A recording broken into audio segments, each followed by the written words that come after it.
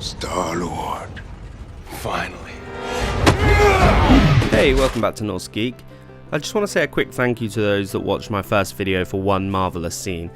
As a filmmaker, I'm much more used to being behind the camera and remaining unseen, or unheard of in this case, so I really appreciate the kind words and those that took the time to watch it. With that, I also should say, because this film is still in the cinemas, the footage I have is on the limited side, with only the trailers offering Endgame footage, so you'll have to excuse what is likely to be made up of random MCU footage. And finally, before we get started, I do want to say this video will obviously contain a huge amount of spoilers for Avengers Endgame.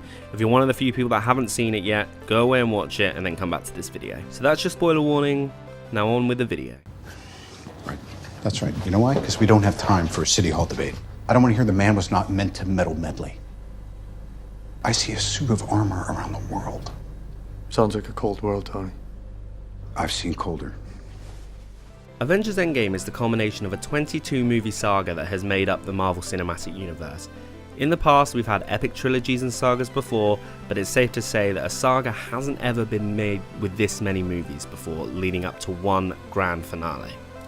Quick side note, I know this isn't the end for the MCU, but this is definitely a new era going forward, and an end of an era for certain characters and stories. The MCU has a fairly clean slate once again. Of course, there are still going to be ramifications of the Infinity Saga in future movies, and there are still some strands of stories that will continue, but for the most part, it feels like a new beginning. The biggest thing that stood out in this movie to me, which was quite tough to pick out because there are so many moments that stand out in this film, is the level of fan service it has. The amount of Easter eggs in this film is incredible. Fan service in movies can be a bit hit and miss. Star Wars has come in for a few criticisms regarding fan service in the sequel trilogy, but Avengers Endgame doesn't in the slightest bit shy away from the level of fan service and audience nods. I guess after 22 movies and the investment audiences have made into these films, they felt confident enough they could make a very fan servicey movie and get away with it. And it did. For me anyway. I've portioned a huge amount of interest into the events of the Marvel Cinematic Universe, and that's why the title of this video is called A Lap of Honor. Because that's what it feels like. Anybody that's paid even half the attention I have to these movies knew going into Endgame that this was going to be the ending for multiple characters and stories. We knew that the likelihood, primarily due to actors' contracts expiring, that the likes of Captain America and Iron Man were likely to be bowing out in one way or another. Leading into Endgame, the filmmakers and writers not only had to deal with a zillion characters, but they also had to deal with finishing off their individual stories, all while telling Endgame's own story, and that's a huge ask. The movie could have been easily sidetracked with the fan service elements to it, but it managed to avoid that. I'd love to go into every nook and cranny of this movie, but this video would probably be like 5 hours long and there's only so much you want to hear my voice. Avengers Endgame takes so many liberties on the assumption that the audience watching have seen the majority of their films, if not all of them. Endgame isn't structured like most films. There's no introduction or reintroduction to characters, even the new characters to the Avenger movies like Captain Marvel. Carol Danvers just shows up to save Tony Stark in the middle of space and take him back to Earth.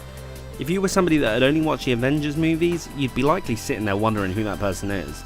Some might say that you could see this as being a bit messy in that regard, but I actually think this was a refreshing way of doing things for this sort of movie. It already had so much it needed to fit in without having to reintroduce characters to establish them to the general moviegoer. When you're 22 movies into a series, I think it's fair to say Marvel could presume most of us have seen a decent portion of their movies. Lab's all set up, boss. Oh, actually, he's the boss. I just pay for everything and design everything and make everyone look cooler. It's not uncommon for a sequel to pick up immediately after the events of the last film, but Endgame's opening act is a slow burn. In my opinion, this is another thing Marvel Studios can get away with. We've had so many films with most of these characters that these quieter, more character-based moments are something that could be seen as filler for most movies. But the audience are so ingrained with these characters already, these slower moments offer these great little character beats. A highlight in particular was Cap and Widow talking after Cap has been at the counselling meeting for the survivors of the snap. I personally love these sorts of moments when Natasha and Steve are just sat talking and confiding in each other. It gave me the feeling that these aren't just colleagues in the Avengers, but friends that have both suffered huge losses in their lives after the snap. While the tone of that scene is supposed to be one of somber and a moment of reflection on what they've all lost, there's a degree of levity when Cap tries to look at the upsides of their post-snap life, and Natasha tells him that if he keeps trying to look on the bright side of life, she's going to throw a peanut butter sandwich at him. This might seem like it's a scene with two old friends playfully jesting with each other amidst the depression of the whole situation, but it offers a side beyond the two characters punching villains. It's a slower moment that deepens the pair's everyday friendship, and they've been leaning on each other heavily since Thanos snapped half of all life out of existence. For a tentpole blockbuster movie, these sorts of scenes would typically fall by the wayside in order to get to more punching, but the filmmakers and writers know the affection a large chunk of the fans have for these characters, and that showing a slice of their slow everyday life is something that we can appreciate. One of the most popular scenes from previous films is the after party. Yes, I'm mentioning it again, in Age of Ultron. This part of the film was just showing the Avengers chilling out and being friends, and while the tone of the after party is of course very different to the one I've mentioned in Endgame, it shows that Marvel have the confidence to show these small everyday moments between the characters and get away with it. The time travel side of the story not only serves as its own standalone adventure for the purpose of Endgame, but it delves deeply into previous movies, and this is further evidence of that fan service. These movies that are relived again from a different angle, like the Battle of New York or scenes from Thor: The Dark World, are further proof of Marvel's assumption that most people have seen their back catalogue of movies. Sure, the movie script tells you what they're doing, going back in time to previous events in their life, but if you have seen these movies that they're jumping back to, it brings a new level of fist-pumping moments. So there may be no way to make you trust me, but we need to go.